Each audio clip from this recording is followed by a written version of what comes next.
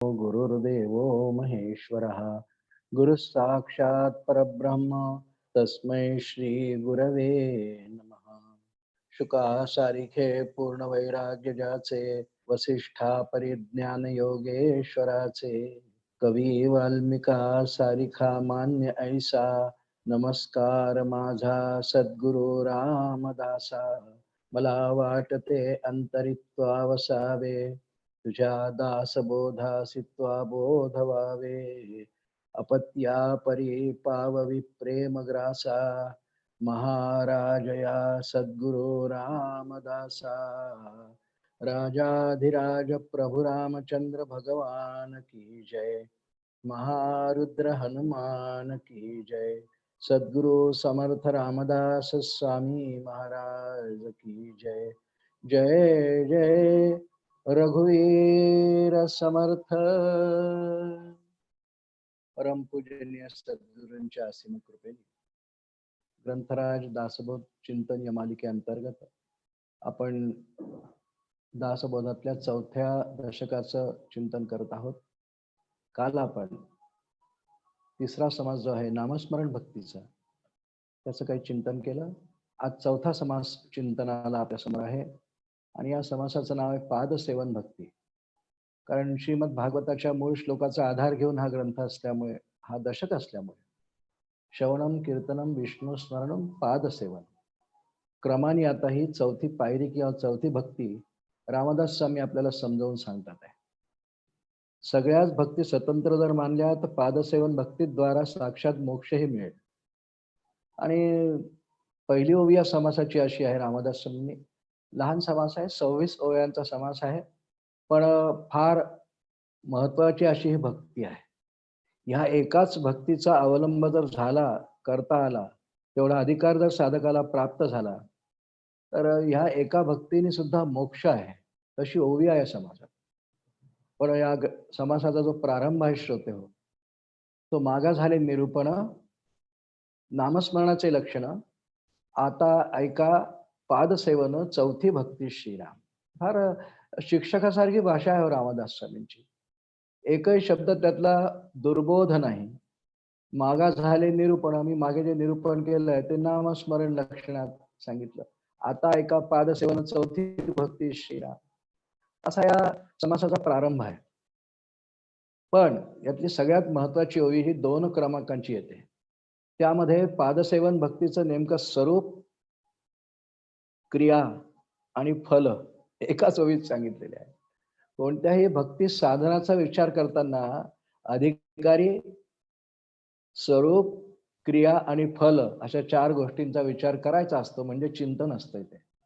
या एकाच ओवीत सगळा विचार रामदास स्वामींनी केला. ओवी आधी आपण पाहून घेऊ कशी आहे ते.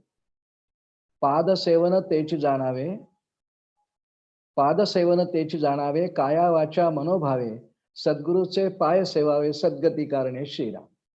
सोपी आहे ओवी. आधी थोडासा ओवीचा आपण शब्दार्थ पाहून घेऊ आणि मग थोडासा विचार करू याच्यावरती आपण. पादसेवन तेची जाणावे, भक्तीच्या अंतर्गाने 4थी भक्ती असलेली तिचं मी आता निरूपण करतो आहे.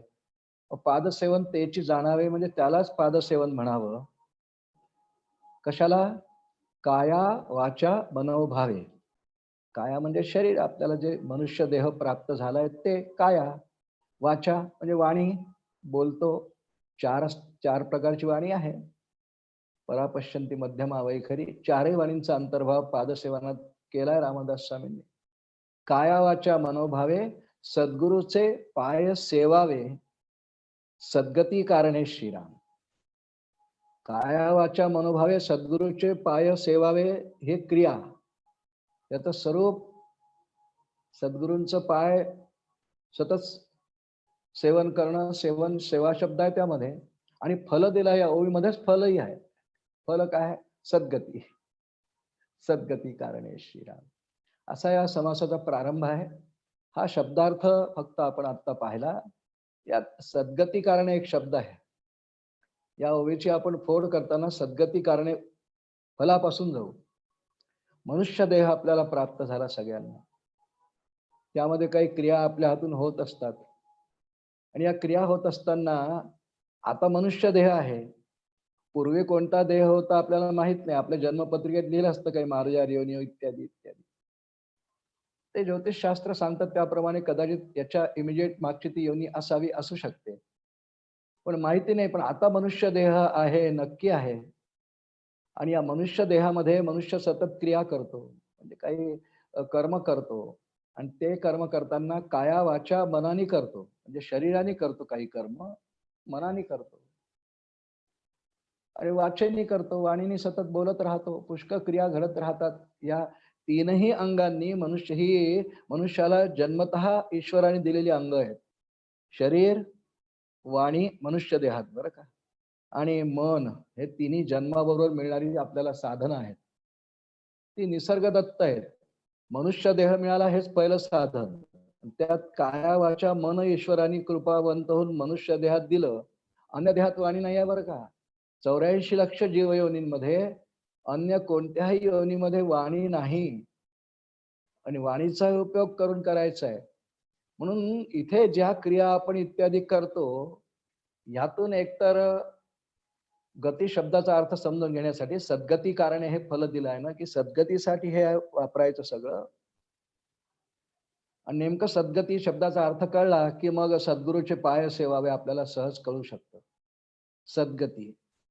अनेक क्रिया आपण करतो, त्या क्रियांनी आपल्याला एकतर गती तर आहेच आपल्या क्रियांना. तसं या विज्ञान युगाचा विचार केला तर फार गतिमान जग झालंय. प्रत्येकच व्यक्ती, मनुष्य, सगळं जग अत्यंत गतिमान आहे. नवीन नवीन शोध विज्ञान लावत आहे. चंद्रावर काय जाईल, मंगळावर काय जाईल. ही बुद्धीची झेप मनुष्याला खूप मिळाली, त्यामुळे गती खूप आहे. कधी कधी या गतीने असं डोकं भांबावून जातं, चक्रावून जातं, की इतकी गती नको, विचारांची नको आणि हिंडण्या फिरण्याची नको. काय गती हो. पुण्यासारख्या शहरात, मुंबईसारख्या शहरात, मोठ्या शहरांमध्ये जी नोकरी करणारी मुलं आहेत ना, त्यांना काय गती आहे. 40-40 किलोमीटर मुलं दूर जातात, बाईकवरून जातात, कारने जातात. काय गतिमान जीवन आहे. गरगरायला लागतं कधी कधी. गती आहे, वेग आहे, त्या गतीला वेगही खूप आहे. पण आपल्याला विचार करायचा जन्माचा. मनुष्य योनी मिळाली. इथं 2 प्रकारची गती आता मिळू शकते. एक तर आपल्या कर्मांनुसार आपण जशी कर्म करू त्याप्रमाणे आपल्याला पुढच्या काळामध्ये हा देह संपल्यानंतर काही तिर्यक योनी मिळू शकतात किंवा उत्तम लोक मिळू शकतात. उपासना इत्यादी केली, काही विशिष्ट देवतेची केली तर विशिष्ट लोक मिळतो असं शास्त्र सांगतं.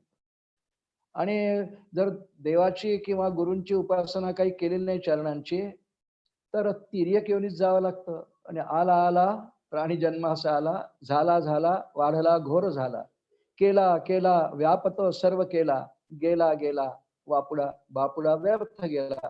वामन पंडितांचा श्लोक आहे. खूप व्याप, खूप गती, सतत क्रिया आणि कर्म करीत राहणं. पण हे सगळं व्यवसायाच्या अंगाने किंवा अगदी सोप्या भाषेत रामदास स्वामींच्या भाषेत म्हणजे प्रपंचाच्या अंगाने आहे.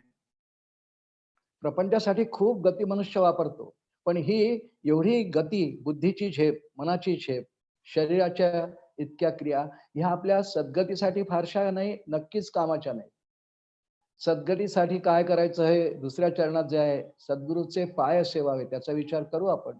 सध्या आपण गती कारणे विचार करतोय. खूप गती आहे हो. गतीचे काही टप्पे आहेत. गती, प्रगती, अधोगती, सद्गती असे काही शब्द आपण नेहमी व्यवहारामध्ये ऐकलेलं असतात. एखादा कुत्रा आहे, किती गती असते हो त्याला. प्रत्येक गल्लीमध्ये, निदान लहान गावांमध्ये काही कुत्री असतात. ते दिवसभर गल्लीमध्ये फिरत राहतात. फार झालं तर 2 गल्ल्यांमध्ये. त्यापेक्षा जास्त त्यांना फिरता येत नाही. तेवढंच त्यांचं जग असतंय. पण एकसारखी गती आहे. एका जागी बसत नाही. कुणी आलं की भुंकतात. ह्या गतीमुळे प्रगती नाही होत. त्यात गती आहे पण प्रगती नाही. ज्या गतीमुळे प्रगती होते अशी गती कामाची आहे. व्यवहारात ती पुष्कळ वेळा पुष्कळ माणसांजवळ असते. फार मोठी मोठी झेप माणसं घेतात. बुद्धी सामर्थ्याने, शरीर सामर्थ्याने. अंगात काही कला असेल तर त्या कलेच्या अंगाने फार मोठी प्रगती माणसं करतात. मोठी मोठी पदं मिळतात. अगदी पद्मविभूषण पर्यंत सुद्धा त्यांना काही मिळू शकतं. उपाधी किंवा पुरस्कार मिळू शकतात. पण ही प्रगती ज्यासाठी हा समाज लिहिला आहे त्यासाठी अपेक्षित नाही. गती, प्रगती, अधोगती. पुष्कळ माणसं व्यवहारात त्यांची अधोगती पण होते. पुष्कळ मोठे मोठे व्यवसाय येतात, शिक्षणाला जातात, पण फारशी गती नसते. अधोगती होते, अपयश पदरी येतं. ही अधोगती आहे. आकांक्षा, इच्छा जबरदस्त असते, की मी हे करावं, असं करावं. जरूर करावी. पण प्रत्येकाला यश येईल असं सांगता येत नाही. अधोगती सुद्धा होऊ शकते. शिक्षणात अधोगती होऊ शकते, व्यवसायात होऊ शकते, नोकरी धंद्यात अधोगती होऊ शकते. काही कारण नाही कुणाची नोकरी जाते. कारण नाही फारसं काही. पुष्कळ त्याला इतर कारण असतील. कंपनीचा नीट व्यवसाय चालला नाही, कंपनी फार मोठी एक्सपांड झाली नाही. पण अधोगती होते का नाही? आणि मग पश्चात्ताप होतो. गती, प्रगती, अधोगती आणि एक आहे सद्गती शब्द. त्याचा अर्थ आपण नीट समजावून घेऊ. अस्तिक मनुष्य देहात आल्यानंतर ह्या जीव जो आहे, या जीवाचा खरा अधिकार आणि खरं ध्येय हे ईश्वर प्राप्ती आहे. ईश्वर प्राप्तीनंतर स्वरूप प्राप्ती हे त्याचं ध्येयच आहे. आणि ही सद्गती आहे. जीवाला काहीतरी क्रिया आणि कर्म पारमार्थिक करून, तसं उपासना आहे, ज्ञानांगाने प्रवास आहे, श्रवणम कीर्तनम विष्णू स्मरण या भक्तीच्या पायऱ्यांच्या अंगाने आहे. त्याने हे साधन खूप दृढतेने केलं तर त्याची सद्गती होते. सद्गती याचा अर्थ एकदम मोक्ष असं नव्हे, ते हळूहळू होईल. शनै शनै रूपरमेत बुद्ध्या धृती गृहीतया. शनै शनै रूपरमेत भगवद्गीतेतला श्लोक आहे 8व्या अध्याय. हळूहळू. शनै म्हणजे अभ्यास करून हळूहळू पायऱ्या पायऱ्यांनी शनै शनै रूपरमेत तो सद्गतीकडे जाईल. एकाएकी त्याला सद्गती मिळेल म्हणजे आज मी परमार्थात प्रवेश केला, मला कळलं की उपासना करावी, 1 तास केली आणि त्या 1 तास उपासनेचं फळ मला सद्गती पूर्ण मिळाली असं नाही होऊ शकत. शनै शनै रूपरमेत त्याचा अभ्यास करावा लागेल. उपासनेचा अभ्यास म्हणजे सातत्याने, दृढतेने, नेहमी सद्गुरुपदिष्ठ उपासना करीत राहणे आणि ते कालांतराने संपूर्ण विक्षेप जेव्हा निघून जाईल, ते ती उपासना काही फळ देईल. ते एकाग्रता आहे, चित्ताची एकाग्रता आहे. आणि त्यानंतर मग त्याचा पुढचा प्रवास होईल आणि मग सद्गुरूंचे पाय सेवा या टप्प्यात त्याला यावं लागेल. विशेषतः या ओळीचा जो सूर आहे, हा सद्गुरू कृपांकित जे शिष्य किंवा भक्त असतात, ज्यांना प्रारब्धवशात स्वेच्छेने किंवा गुरूंच्याकडून आपणहून काही मंत्रदीक्षा अनुग्रह मिळतो, अशांसाठी खरं ही ओवी आहे. आणि हे 4थ्या भक्तीचं निरूपण ऐकतोय आपण. आता एका पादसेवन 4थी भक्ती श्रीराम. पण त्याआधी थोडस आपण त्यात जो शब्द आला सद्गती कारणी त्याचा थोडासा अर्थ स्पष्ट करून घेण्याचा प्रयत्न केला. आणि हे ती सद्गती त्याचा नेमका अंतिम टप्पा काय, सद्गुरूंच्या कृपेने होणारी जी गोष्ट आहे तिचा नेमका अंतिम टप्पा काय. समर्थांनी दासबोधातच ह्या समासातली ओवी नाही पण ओवी वापरली आहे. पुढे 6व्या दशकात देवशोधनात ती विघडले देव आणि भक्त, विघडले देव आणि भक्त, जीव शिवपणे द्वैत, तया देवा भक्ता एकांत करीतो सद्गुरु श्रीराम. सद्गुरूंचं नेमकं कार्य याचा अर्थ सद्गुरूंचं नेमकं कृपेचं वैभव काय आहे सांगणारी ओवी आहे. तया देवभक्ता एकांत करीतो सद्गुरु श्रीराम. मी भक्त तू देव हेही द्वैतच आहे, पण ते भक्तीसाठी स्वीकारलेलं द्वैत आहे. त्याही द्वैताचा निराश करून जीव शिवपणे द्वैत हे संपवून जो कोणी आपल्याला हे ज्ञान करून देतो आणि द्वैताचा पडदा पूर्ण दूर करून देतो, म्हणून समर्थांची ती ओवी फार मार्मिक आहे. विघडले देव आणि भक्त, जीव शिवपणे द्वैत, त्या देवा भक्ता एकांत करीतो सद्गुरु श्री. पादसेवन भक्तीचं आपल्याला आता वर्णन ऐकायचं आहे. त्याची पार्श्वभूमी आपण ऐकली. कशासाठी, कोणत्या पदावरून, सद्गती कारणे. सद्गतीने नेमकं काय होणार आहे, अंतिम टप्प्यात सद्गुरू शिष्याचे कान फुंकून त्याला फक्त 4च अक्षरांचा उपदेश करणार आहे आणि त्या उपदेशाने त्याचं हे द्वैताचं बंधन सुटून त्याला मीच परमात्मा आहे या स्वरूपाची ओळख त्याला होईल. हे भक्तीचं अंतिम टोक आणि फळ आहे. आणि हे मनुष्य देहातल्या प्रत्येक जीवाला प्राप्तव्यच मानलाय, ध्येय आहे त्याचं. सद्गुरूचे पाय सेवावे सद्गती कारणे श्रीराम. सद्गुरूचे पाय सेवावे याचा थोडा विचार आपल्याला जास्त करायचा आहे. यामध्ये पाय शब्द आहे आणि या निरूपणाचं नाव आहे, जो समास आहे त्याचं नाव पादसेवन भक्ती आहे. तिथे पाद शब्द आहे. पाद शब्दाचा अर्थ पाय होतो. पद आहे ते खरं, पाद म्हणजे पाय, त्रिपाद चौपाद. आपल्या उपनिषदांमध्ये वर्णन आहे, पाद शब्द उपनिषद येतो. त्रिपाद ऊर्ध्वोदयत पुरुष पादस्य भवत पुन्हा, असा पुरुष सूक्तामध्ये वर्णन आहे. पाद शब्द नवीन नाही, म्हणजे पाय, चरण. म्हणून रामदास स्वामींनी भाषांतर करताना सद्गुरूचे पाय सेवावे, कारण पादसेवन भक्ती आहे. म्हणून पाद शब्दाचे हे अर्थ आहेत काही. आणि आता सद्गतीसाठी सद्गुरूंचे पायाचं सेवन करावं. सेवन यामध्ये सेवा शब्द आहे, तो भगवद्गीतेपासून आला आहे. कारण सद्गुरूंना शरण जाण्याचा जो प्रकार भगवद्गीतेने दिलेला आहे, सार्वभौम प्रकार, नेहमीसाठी तोच. तद्विधी प्रणिपातेन परिप्रश्नेन सेवया, तिथे सेवया शब्द आहे. आणि बरोबर तो शब्द रामदासांनी इथे वापरला, काया वाचा मनोभावे सद्गुरूचे पाय सेवावे सद्गती कारणे श्रीराम. सद्गुरूंचे पाय आपल्याला सद्गती, याचा अर्थ मोक्षाप्रत नेणार. म्हणून रामदास स्वामींची 6व्या दशकात पुन्हा एक ओवी येते, सद्गुरु भजना परते काही मोक्षदायक दुसरे नाही, जयास मने न मने तेही अवलोकावी गुरुगीता श्रीराम. गुरुगीतेविषयी आपण बोलू थोड्या वेळाने, पण तूर्त आपण सेवावे सद्गुरूचे पाय, किंवा सद्गुरूचे पाय सेवावे सद्गती कारणे श्रीराम. सेवा शब्द तिथे आहे ना, आणि पाय शब्द आहे. आपल्याला सद्गुरूंची प्राप्ती होते, देहधारी सद्गुरूंची प्राप्ती होते.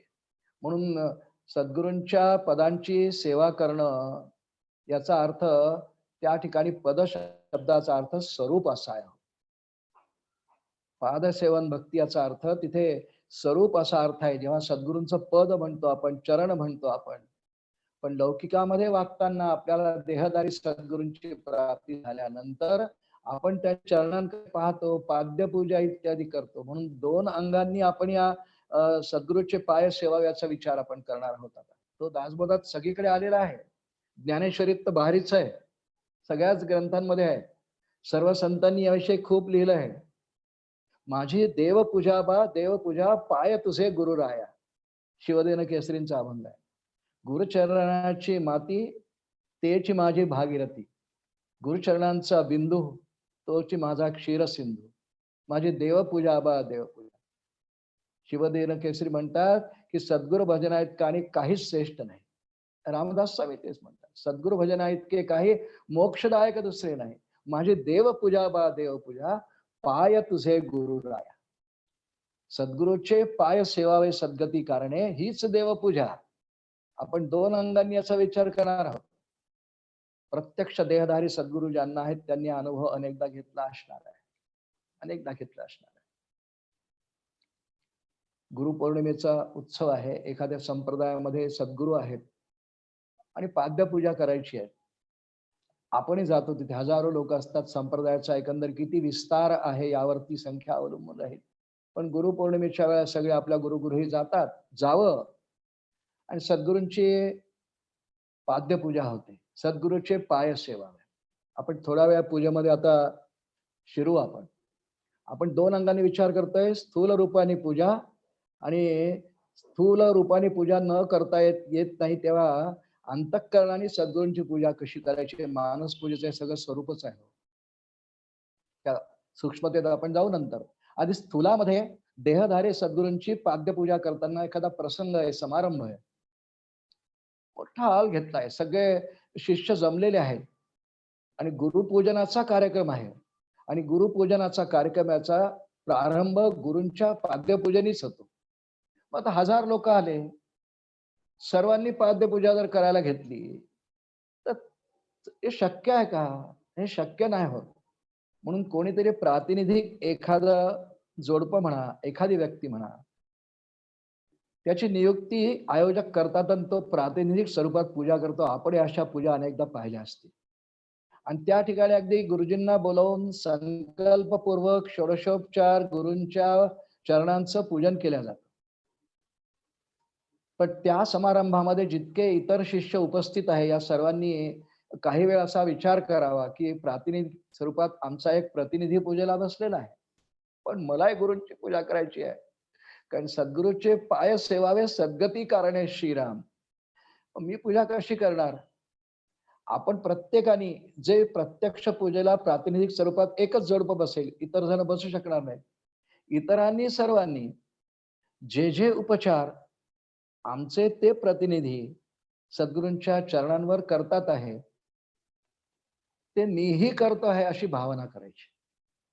समजा गुरूंनी असं म्हटलं की श्री सद्गुरु कृपा प्रसाद प्राप्त्यर्थम भगवत श्री गुरु स्मरण करिष्ये आणि आवाहनार्थे अक्षतां समर्पयामि. तिथे बसलेले आहेत सद्गुरू. इथून आवाहनांनी पूजेचा प्रारंभ होत असतो षोडशोपचार पूजेचा. आपण एक कल्पना करावी की मी अक्षत वाहिली आहे, त्यांनी तो वाहिलीच तिथे प्रत्यक्ष स्वरूपात, पण मी वाहिली आहे. पाद्यम समर्पयामि, आपण मनाने पाणी ओतावं. स्थूल पूजेचं वर्णन सुरू आहे बरं का अजून. ही स्थूल पूजा अगदी पासून अर्घ्यापासून पंचामृत समर्पयामि इथपर्यंत पुष्पहार सगळं सगळं सगळं सगळं. त्यांना वस्त्र देणं, त्यांना पुष्पहार देणं, त्यांना काही सुवासिक द्रव्य देणं, त्यांना काही दक्षिणा देणं, सगळ्या याच्यामध्ये प्रातिनिधिक स्वरूपात जर कोणी एक व्यक्ती सहभागी झाला असेल तर मी ती त्या सभागृहात बसून एकसारखी अंतःकरणात कल्पना अशी करायची मीच पूजा करतो आहे. याने पूजेचं पूर्ण फल मिळतं बरं का. कारण मानस पूजा घडते. स्थूल स्वरूपात सद्गुरूंच्या चरणांची पूजा होते आहे. सद्गुरूंच्या चरणांचीच पूजा सर्वात श्रेष्ठ आहे स्थूल रूपात जरी विचार केला तरी. कारण ते चरण सद्गुरूंचे आहेत आणि सद्गुरूंचं ते चरण त्याला पद असं म्हणतात आणि सद्गुरु पद हे अविनाशी आहे, म्हणून त्याची पूजा आहे. सद्गुरूंच्या चरणांची पूजा का असं जर कुणाच्या मनात आलं असेल किंवा सद्गुरूचे पाय सेवावे सद्गती कारणे का, कारण ती अविनाशी तत्वाची पूजा होते. रामदास स्वामींनी दासबोधाच्या सद्गुरू स्तवनाचा जो समास आहे पहिल्या दशकामध्ये आपण चिंतन केलंय त्याचं थोडस, त्यामध्ये ओवी आहे की एक सद्गुरु पद सोडून या संपूर्ण जगामध्ये विनाशी भावाने सगळे पदार्थ आहेत. सगळे पदार्थ एक सद्गुरु पद सोडलं जे आहेच, नेहमी आहे, तत्वरूपानी आहे, आहे आहे आहे, बाकी सगळी सगळी या दृश्य विश्वामध्ये दिसणारी सगळी सामग्री, बाह्य सामग्री, सगळी उपाधी ही संपणारी आहे. अगदी अत्यंत दीर्घ काळ कल्पांतापर्यंत टिकणारी काही सामग्री आहे. समर्थांनी सद्गुरु स्तवनात उल्लेख केलाय. हरिहर ब्रह्मादिक नाश पावती सकळिक सर्वदा अविनाश एक सद्गुरु पद श्रीराम तयासी उपमा काय द्यावी नाशिवंत सृष्टी आघावी पांचभौतिक उठादेवी न चले ते श्रीराम. बाकी सगळी सृष्टी पांचभौतिक असल्यामुळे ती संपते, पंचभूतच संपतात.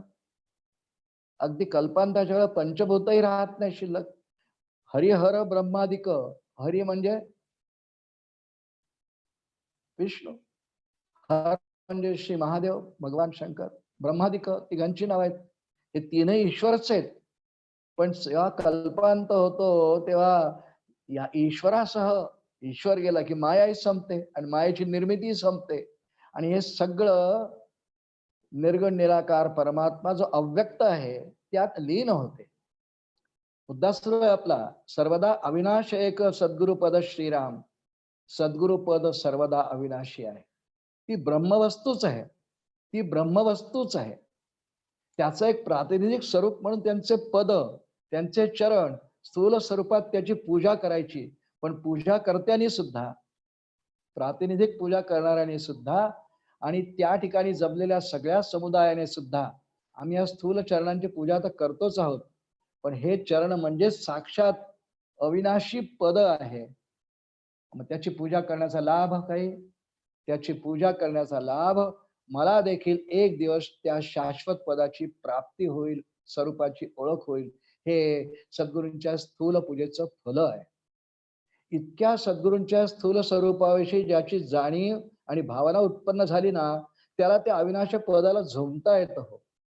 आणि ती भावना आणि जाणीव निर्माण होण्यासाठी प्रतिवर्षी आपण असे गुरुपूजनाचे कार्यक्रम प्रत्येक संप्रदायात करीत असतात. पण प्रत्येकाच्या अंतःकरणातला भाव, त्याची कल्पना किती उच्च प्रकारची आहे हे सद्गुरु तत्वाला बरोबर कळतं. एक दृष्टांत बोलतो, दृष्टांत म्हणून नव्हे, घडलेलीच घटना आहे. माझे पूज्य सद्गुरु प्रल्हाद महाराज साखरखेडा, रामानंद महाराज जालना यांचा त्यांना अनुग्रह आहे, सद्गुरु आहे, ते पूर्ण त्यांच्यावरती कृपा झालेली आहे, अनुग्रहाची पूर्ण कृपा झालेली आहे.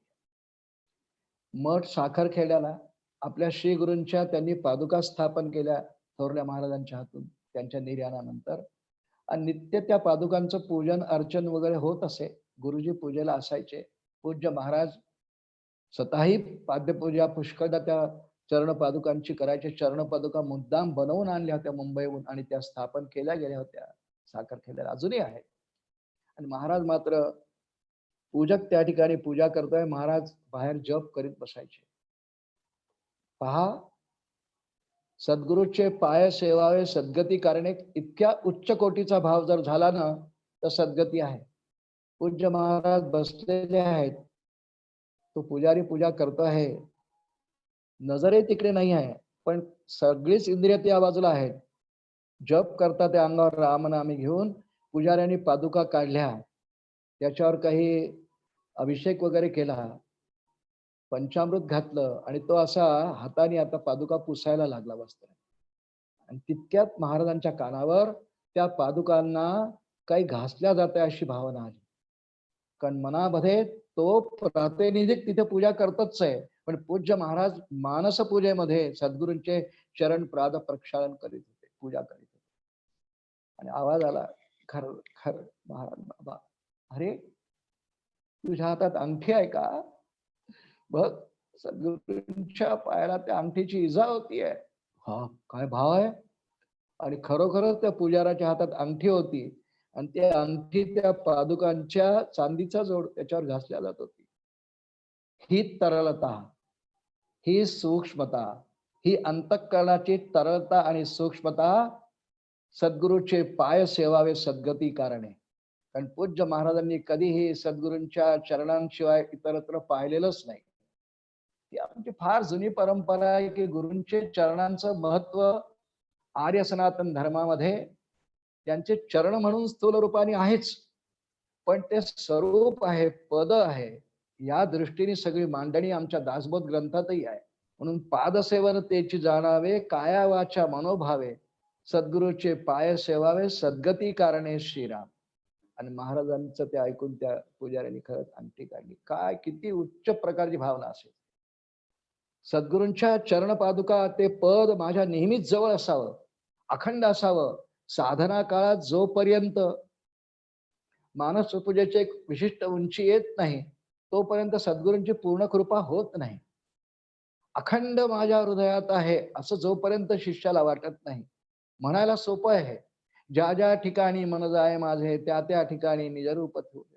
मी ठेवितो मस्तक ज्या ठिकाणी, तेथे तुझे सद्गुरु पाय दोन्ही. म्हणायला खूप छान वाटतं आपल्याला, म्हणतोय आपण, ते म्हणतच राहावं. त्याने उंची वाढते, आपल्या अंतःकरणाची विचारांची उंची वाढते. की मी जिथे वंदन करतो ना, गुरु महाराज तुमचे चरण आहेतच तिथे. ही हा विचार, ही क्रिया हळूहळू आपली उंची वाढवते, अधिकार वाढवते.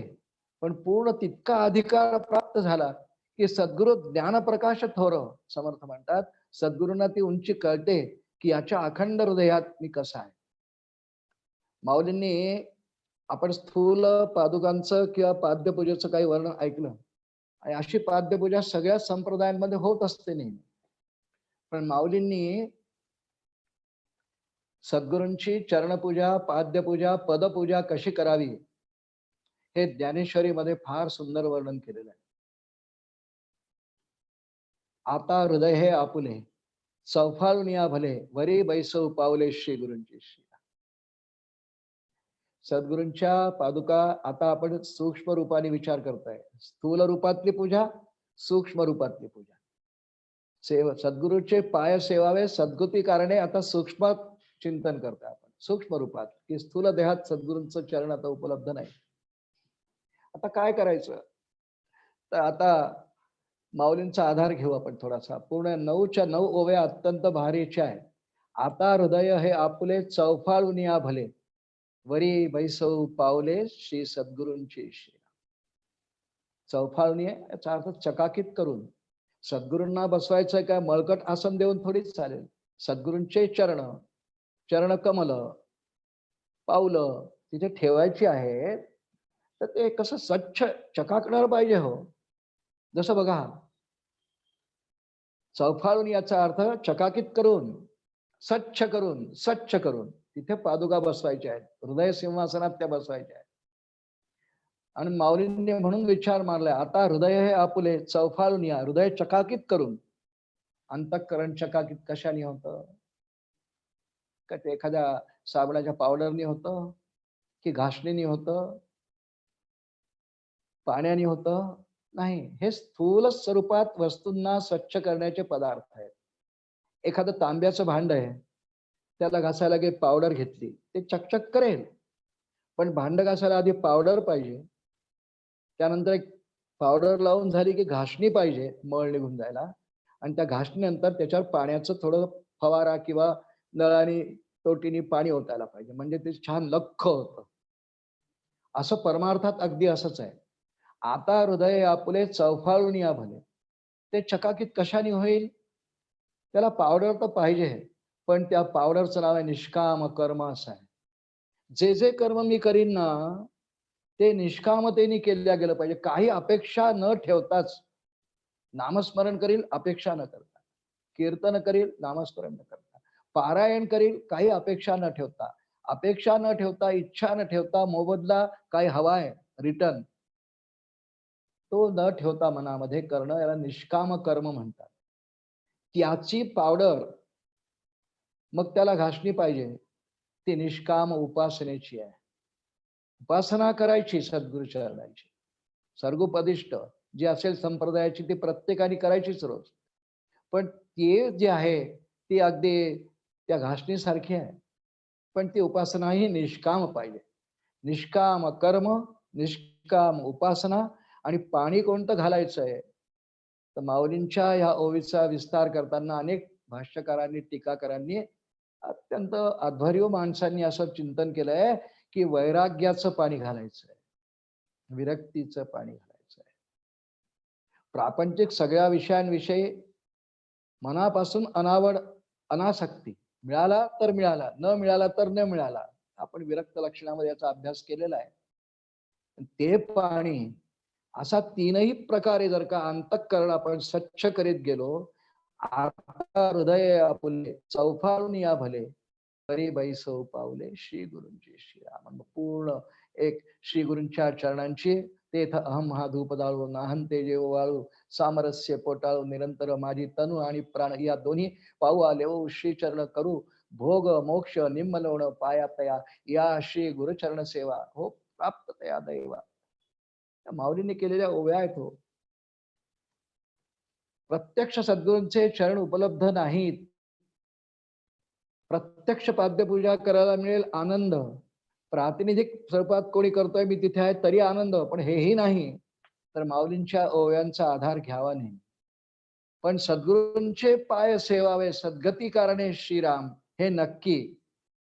आपल्या इथे अनेक परंपरा, अनेक संत, अनेक शिष्यांची उदाहरणं आहेत की अशी निष्कामतेने काही अपेक्षा न ठेवता जर निष्काम कर्म आणि उपासनाद्वारे आणि अंतःकरणात विरक्ती धारण करून गेलेली जर सद्गुरूंची पाद्यपूजा असेल, तर त्या शिष्याची फार मोठी उंची असते हो.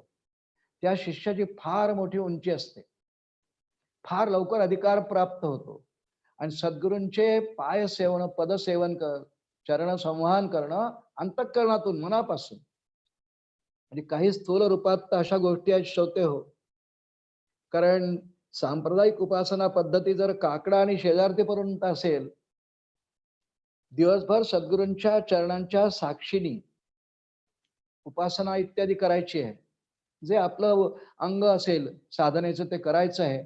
पण काही वेळा माणसात काही संप्रदायात शेजारती करतात.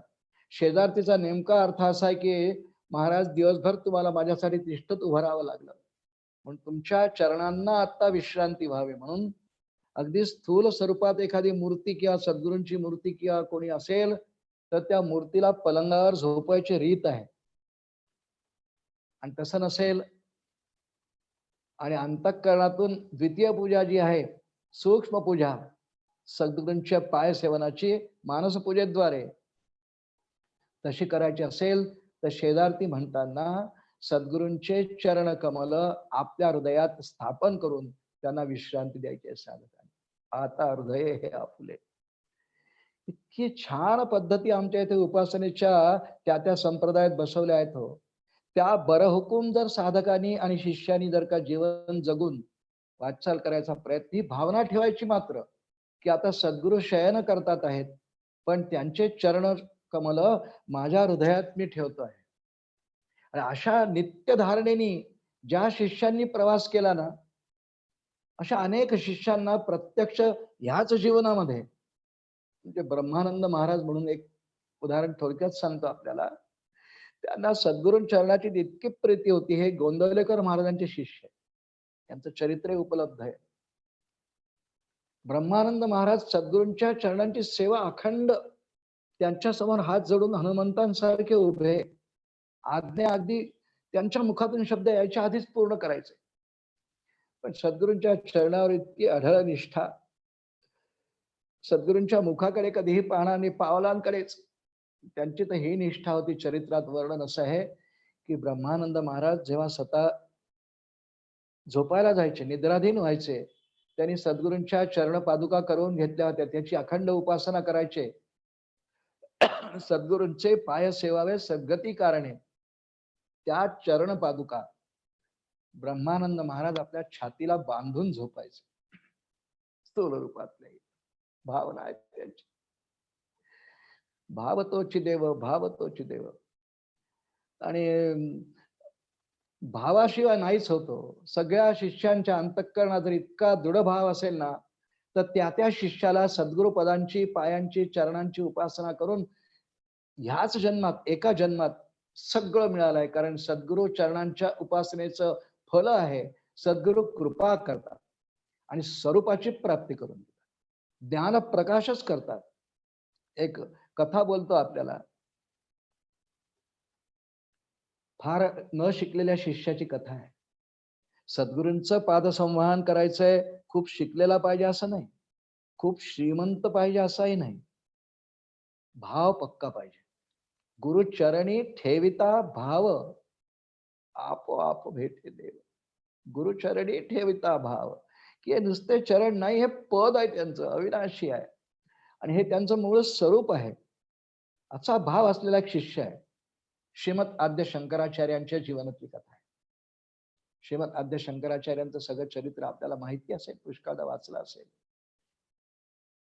संपूर्ण भारतवर्षात ज्ञानांगाने त्यांनी प्रवास करून त्यांचा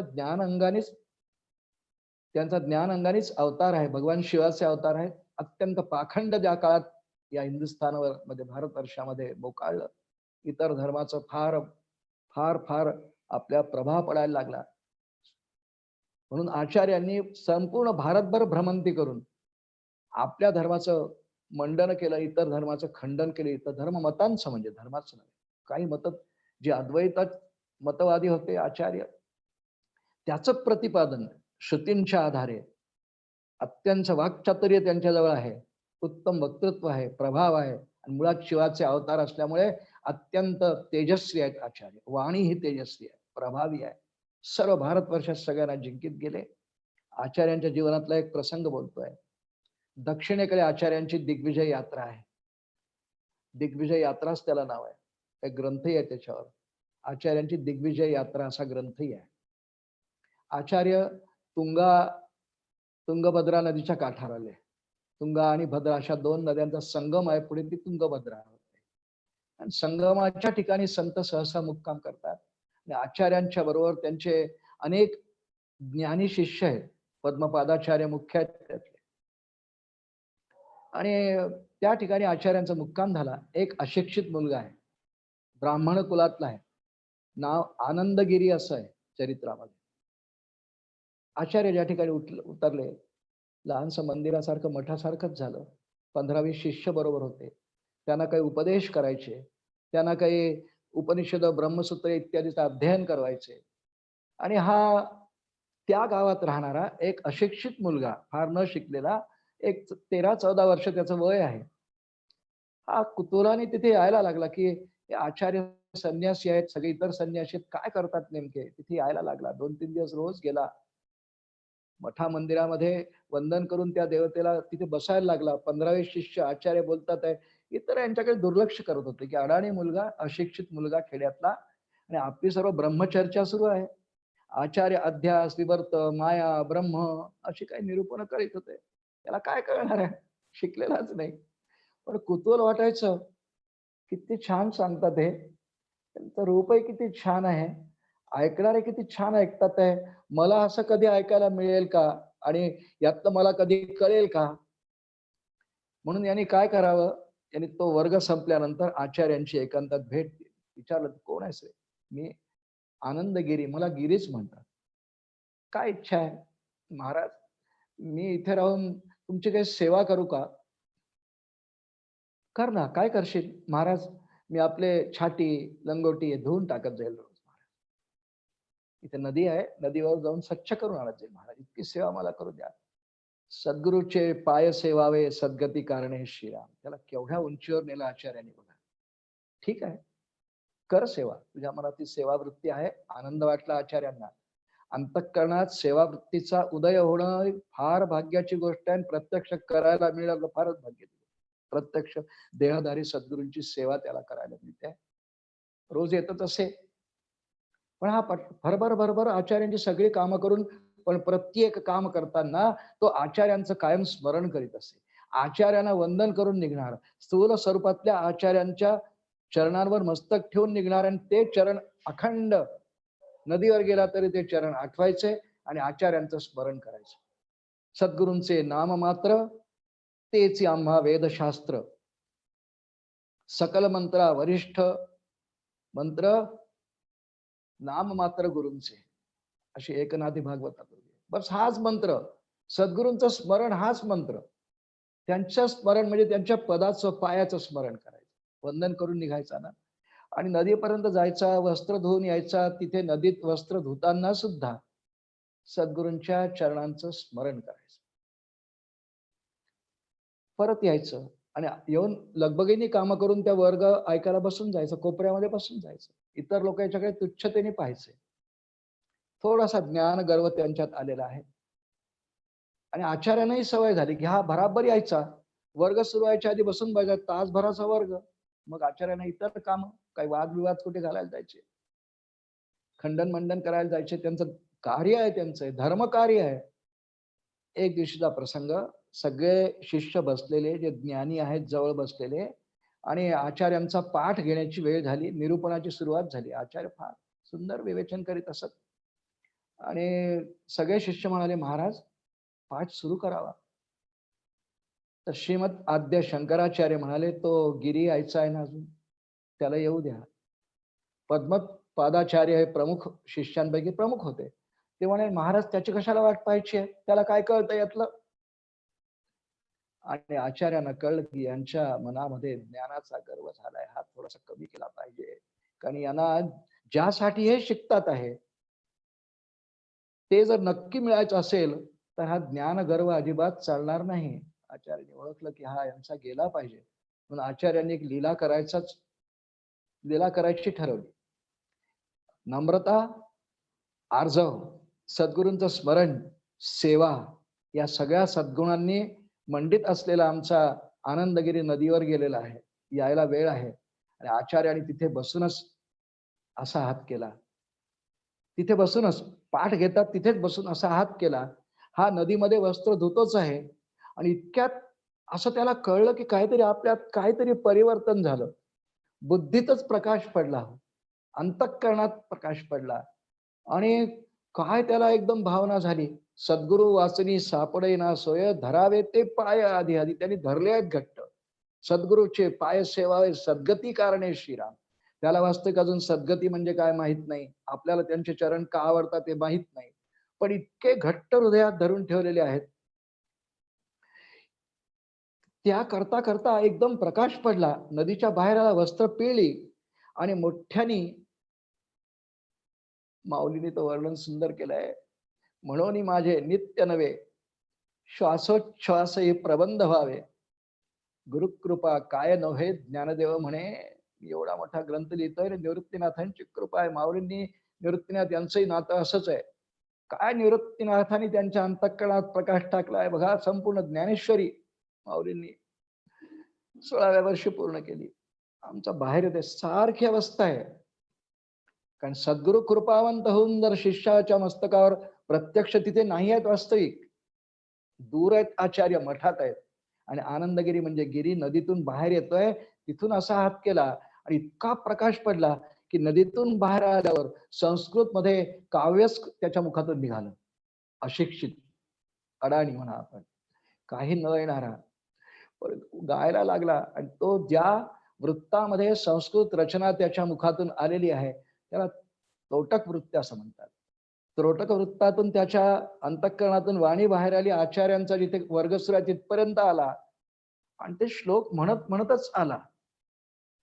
आणि म्हणून पुढच्या काळात सर्व शिष्यांना इतका अचंबा वाटला, इतकं अस्सल संस्कृत मध्ये एकही चूक नसलेलं, भावपूर्ण, अत्यंत रसाळ असं सगळं हे संस्कृत भाषेत वर्णन यांनी कसंच केलं. सगळे अचंबित झाले. आणि सगळं शिष्यांना कळलं, आचार्यांविषयी श्रद्धा होतीच की हे आचार्यांचं कर्तृत्व आहे, श्री गुरूंचं कर्तृत्व आहे. कारण त्यांनी सद्गुरूचे पाय सेवावे, सद्गती करणे हे अतिशय मनापासून केलंय. पुढच्या काळामध्ये या गिरी नावाच्या शिष्याला आचार्यांनी जे चारही दिशांना 4 मठ निर्माण केले ना, त्याला मठपती केलाय. हो, पहिल्या 4 शिष्यांमध्ये आहे, याचं नाव तोटकाचार्य आहे. तोटक वृत्तात त्यांनी काव्य त्याच्या मुखातून बाहेर पडलं आचार्यांच्याच कृपेने, पूर्ण कृपेने.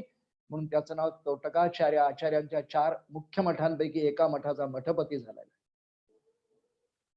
श्रोते हो, कशासाठी कथा आपण पाहिली की सद्गुरूंची कृपा पाद सेवन भक्तीने कशी होते. तिथे जात पात कुळ गोत्र शिक्षितपणा अशिक्षितपणा याचा काही विचार नाही.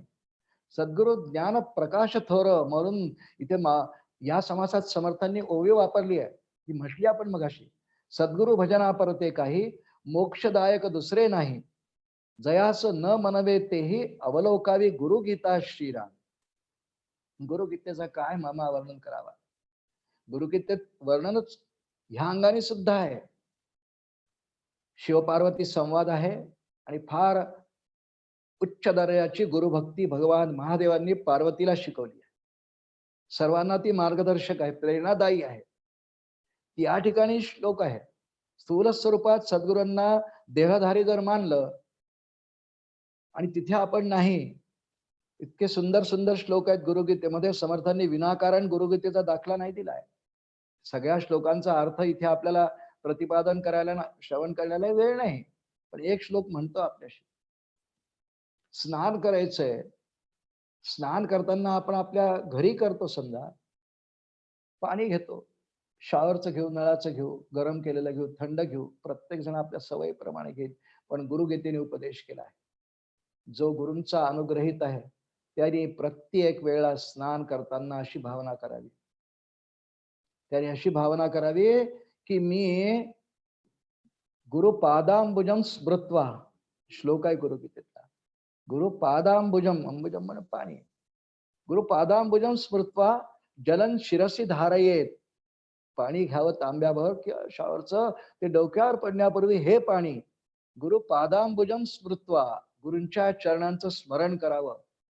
आणि त्यांच्या चरणावरती टाकलेलं पाणी म्हणजे तीर्थरूपाने माझ्या डोक्यावर पडतंय, याचा परिणामही सांगितलाय. गुरुपादांबुजम स्मृत्वा जलन शिरसी धारयेत सर्व तीर्थावगाहस्य संप्राप्नोति फलं नरः. नुसतं इतकी भावना केली ना की हे सद्गुरूंच्या चरणांचं तीर्थच आहे. भावना फक्त, हे सद्गुरूंच्या पावलावर टाकलेलं पाणी ते तीर्थ झालं आणि ते माझ्या डोक्यावर मी घेतो आहे. अशी फक्त भावना जर केली ना, गुरुचरणी ठेविता भाव, आपोआप भेटे देऊन, किती सोपी क्रिया आहे हो. दररोजच आपण स्नान करतो. स्नान करताना जर साधकांनी, शिष्यानी फक्त एवढं पाळलं, 181 श्लोकांपैकी गुरुगीतेतला एक श्लोक पठला, पण आजच्या आपल्या निरूपणाशी तो सुसंगत आहे. सद्गुरूंच्या चरणांचा महिमा त्यातही आहे. कारण सद्गुरूंच्या चरणांवर पडणारं कोणतंही पाणी तीर्थाचं रूप धारण करतं, ही भावना शिष्याने ठेवायची. जलं शिरसी धारयेत सर्व तीर्थावगाहस्य संप्राप्नोति फलं नरः, हे फळ त्याला मिळतं. श्रोते हो, ह्याप्रमाणे सद्गुरूंच्या चरणांची उपासना करायला ह्या समासात रामदास स्वामी शिकवतात. आणि या समासाचा समारोप केलाय.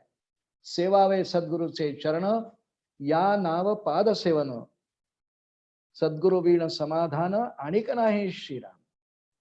सेवावे सद्गुरूचे चरण. नेहमी सद्गुरूंच्या चरणांची मनामध्ये सद्गुरु चरणांची नित्य श्रद्धा असावी. करीत विविध कामे मूर्ती चित्ती ठसावी. स्मरण करीत जावे सद्गुरूंच्या पदांचे. असं एक अष्टक आहे. सतत हृदयी राहो सद्गुरु विष्णुदास. स्मरण करीत जावे सद्गुरूंच्या पदास, सतत हृदयी राहो सद्गुरु विष्णुदास. असा अष्टक आहे. सतत सद्गुरूंचे चरण आठवत राहावे. स्थूल स्वरूपातले चरण आठवावे आणि त्याचा खरा अर्थ, त्यांचं स्वरूप, पद शब्दाचा अर्थ स्वरूप होतो, जे अत्यंत अविनाशी आहे. सद्गुरु पद अविनाशी आहे. रामदास स्वामींची ओवी म्हटली ना आपण, अविनाश हरिहर ब्रह्मादिक ओवी म्हटली आपण. सर्वदा अविनाश एक सद्गुरु पद श्रीराम. आणि तेच खरं माझंही स्वरूप आहे. पण आज त्या भूमिकेत जाणीव आपण जाणार नाही, एकाएकी होणार नाही. मगाशी भगवद्गीतेतल्या श्लोकाचाही थोडासा आपण उल्लेख केला होता. शनै शनै रूपरमेत बुद्ध्या धृती गृहीतया. शनै शनै अभ्यासाने हळूहळू हे होणारी क्रिया आहे. सद्गुरूंच्या पाद्यपूजनी किंवा पदसेवनाने किंवा पादसेवन भक्तीने नेमकं काय होतं? कारण प्रत्येकामध्ये ना साधना काळामध्ये श्रोते हो, काही ना काही दोष त्रुटी असतात. अनेक त्रुटी असतात, स्वभावातल्या असतात. क्रिया करताना दोष घडतात. यथा सांगते कर्म काही घडेना. पण साधना काळामध्ये साधकांनी एक खबरदारी घ्यायची आहे. माझ्याजवळ आज खूप दोष आहेत, पण तरी करत राहावी ही पादसेवन भक्ती. आठवत राहावे सद्गुरूंचे चरण, आठवत राहावे. हळूहळू हळूहळू दोष कमी होतील. पण काळजी एक घ्यावी की आज जेवढे दोष आहेत तितके उद्या नसावे. ज्यांनी त्यांनी आपल्या अंतःकरणात किती दोष आहेत, वागण्यात किती दोष आहेत, बोलण्यात किती दोष आहेत, आणि सद्गुरूंच्या नित्य उपासनेने, चरणांच्या उपासनेने, स्मरणाने साधकाच्या अंतःकरणातले दोष हळूहळू निवृत्त होतात. आणि या पादसेवन भक्तीचं खरं फल सद्गती हे आहे. सद्गती कारण आहे, सद्गतीकडे वाटचाल होते आणि सद्गती मिळते देखील. यद्गत्वा न निवर्तन्ते तद्धाम परमम मम, असं जे एक ठिकाण आहे, सर्वदा अविनाश एक सद्गुरुपद तेच ते आहे.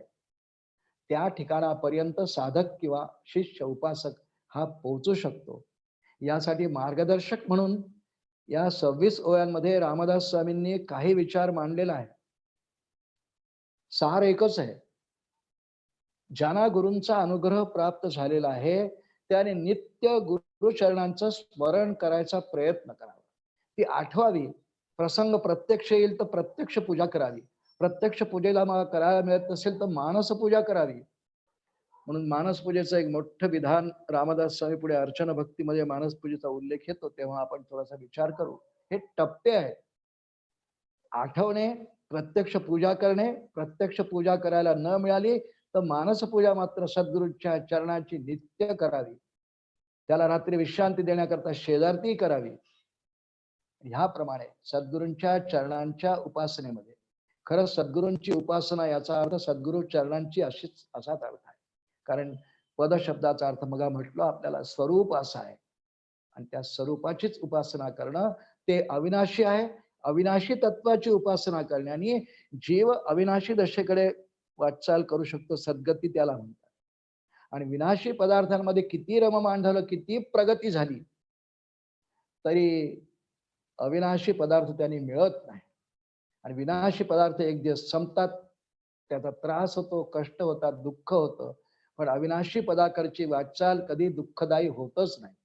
ती परिपूर्ण जरी झाली नाही तरी ती आनंददायी होते. पूजा करतानाही भक्तांना शिष्यांना किती आनंद असतो.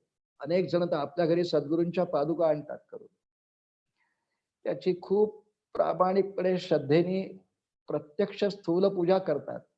आणि कित्येक भक्तांचा नियम मी पाहिला आहे की त्या सद्गुरूंच्या चरणांचं तीर्थ घेतल्याशिवाय अन्न नाही घेतो. अकाल मृत्युहरणम सर्व व्याधी विनाशनम गुरुपादोदकं तीर्थम जठरे धारयाम्यम असं म्हणतात. चरण पादुकांना अभिषेक करतात, ते तीर्थ धारण करतात. वास्तविक त्या चरण पादुका आहेत, त्या प्रातिनिधिक आहेत, त्या प्रतिमा आहेत. पण सद्गुरूंना त्या दाखवून त्यांचे चरण स्पर्श करून त्यांच्या अंतःकरणाला त्या स्पर्श करून आणल्या असल्यामुळे त्यामध्ये सद्गुरु तत्व प्रस्थापित होतं. असे प्रतिष्ठापनेचे मंत्रच असतात. तशाही करणारे पुष्कळ भक्त गण आहेत आणि त्यांची उपासना हळूहळू उन्नत होत जाते. कारण पादसेवनतेची जाणावे, काया वाचा मनोभावे, सद्गुरूचे पाय सेवावे, सद्गती कारणे श्रीराम, हे जे रामदास स्वामींनी या समासाचा प्रारंभ करताना ओवी म्हटली होती. आणि समारोप असा केलाय, म्हटली ओवी आपण मगाशी, सेवावे सद्गुरूंचे चरण, या नाव पादसेवन, सद्गुरु विण समाधान आणिक नाही श्रीराम. श्रोते हो, नवविधा भक्ती अंतर्गत चौथी भक्ती म्हणून रामदास स्वामींनी पादसेवन भक्तीचा उल्लेख शास्त्राप्रमाणेच केला, भागवतामधला श्लोकाप्रमाणे. आणि त्याला 26 ओळ्यांमध्ये आपल्याला समजावून सांगण्याकरता बरेच दृष्टांत वगैरे दिलेले आहेत. तशा पद्धतीने आपणही सर्वांनी करण्याचा प्रयत्न करावा. आपण सगळे प्रयत्न करू, पण त्या प्रयत्नांना अचूकतेची जोड आली पाहिजे. म्हणून सद्गुरूंचीच प्रार्थना आणि वंदन त्यांना करावं. नेहमी रोज नियमितपणे म्हणावं, तैसे श्री गुरूंचे महिमान, आकळी ते की असे साधन. म्हणून या नमन निवांत केले सद्गुरु त्यांनाच वंदन, की तुमच्या चरणांची उपासना मला यथामती यथाशक्तीने दासबोधात सांगितल्याप्रमाणे घडावी. रामदास स्वामींनी सांगितले, तुम्हाला मी नमन करतो. म्हणून या नमन निवांत केले. म्हणून सद्गुरु चरणांच्या उपासनेचा शेवट हा वंदनाने केलाय. सर्व संत वंदन करावं मनोभावे. आणि ह्या पदांचं आम्हाला खरं महत्व कळू दे, त्याची उपासना आमच्या हातून होऊ दे, एवढंच मागणं आपण सद्गुरु रामदास स्वामी आणि ज्याने त्याने आपल्या सद्गुरूंजवळ हे मागणं करावं. मीही आपल्या सद्गुरूंजवळ प्रार्थनापूर्वक हे मागणं करतो की पादसेवन भक्तीचं खरं मर्म आमच्या पदरात पडो आणि सद्गुरूंनी त्याला तथास्तु म्हणावं, एवढ्या अपेक्षेसह वाणीला विराम देतो. सद्गुरु समर्थ रामदास स्वामी महाराज की जय. जय जय रघुवीर समर्थ.